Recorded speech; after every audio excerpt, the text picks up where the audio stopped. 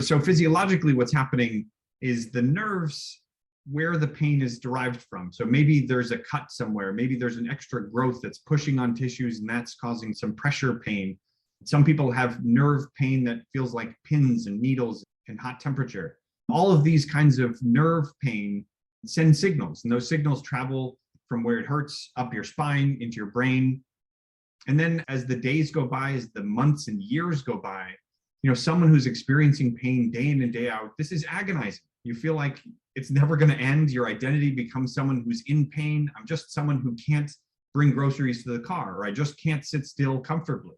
And this becomes a sort of an emotional layer, which is just horrible. I mean, imagine suffering day in and day out, and there's nothing you can do about it. I mean, things you try don't work. You go to your doctor and they say, here's another pill, or here's a higher dose. And no, that's not cutting it, or that's giving you constipation and other issues. So it's a continuous story that we hear in modern American medicine where pain is not being addressed well.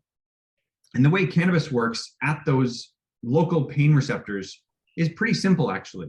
The cannabinoids act at channels literally on the nerves and impacts how strongly the nerve is carrying a signal forward. You can think about it almost like I was referring before, sort of dialing the volume down on the electrical signal that's coming from that area. That's one way that they work. There are a few ways that cannabinoids work.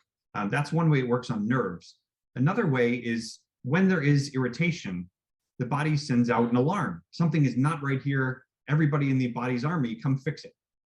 And that's what we call inflammation. So the alarm system is attracting these other characters, these fix-it molecules in our body to flood the area and make a problem better. The cannabinoids basically act like a mute agent. They turn that inflammation down. They fight against that inflammation to reduce it. So people who have swelling locally, who have an alarm system that's trying to fix something, that gets calmed down. So people feel less pain locally. And then I was mentioning also this systemic sort of experience.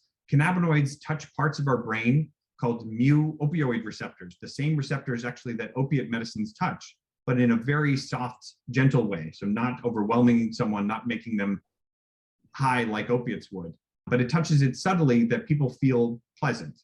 When you've had a beautiful day, when you're watching a wonderful movie and you feel joy from that movie, or you read a beautiful book and you get really into it, that's how it feels to touch those mu-opioid receptors.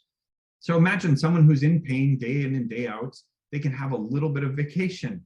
They're not feeling that pain like an alarm bell ringing constantly. I mean, that's just pure joy for these people. I mean, as you can see right in front of us. Absolutely.